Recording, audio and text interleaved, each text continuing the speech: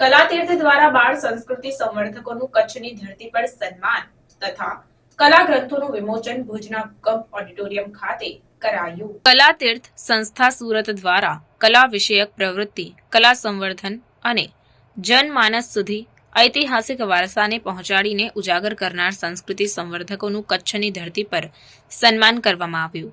ગુજરાતના અંતરિયાળ અને છેવાડાના ગામના કલાકારોની તથા કલા સર્જકોને સતત હૂંફ આપતી સંસ્થા કલાતીર્થ ટ્રસ્ટ સુરત દ્વારા કલા વિષયક ગ્રંથોનું સંપાદન અને પ્રકાશન પણ કરવામાં આવે છે.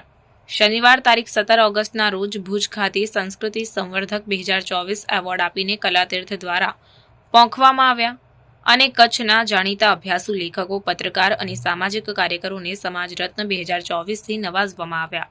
આ ભવ્ય સમારોહમાં કલાતીર્થ ટ્રસ્ટ દ્વારા પ્રકાશન અને સંપાદન કરવામાં આવેલ કલા ગ્રંથનું વિમોચન કરવામાં આવ્યું હતું.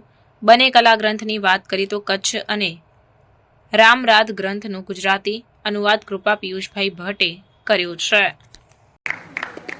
અતરિયા અતર તો એમ નેમ દીજીએ, આટલું પૂછીને કોઈ આવી ચડે તો એને કુમળું આપીને મન રીજીએ. અતરિયા અતરના સોદા ન કીજીએ, અતરિયા અતર તો એમને દીજીએ. કદાચ આ માણસ આ નથી કર્યું એટલે આ કામ થાય નહીં. આ બધા ધન્ય નામ લોકો છે. એક એક ના વિશે વાત કરવામાં આવે તો એક દિવસનો સેમિનાર જોઈએ. એમની વ્યક્તિગત પ્રશંસાની વાત નથી કરતો, એ તો હશે જ કદાચ માણસો તરીકે સારા,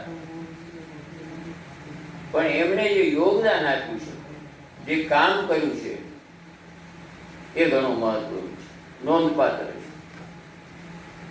પણ જે 3 મહાનુભાવો છે જેમને આપણે વિશેષ સન્માન કર્યું,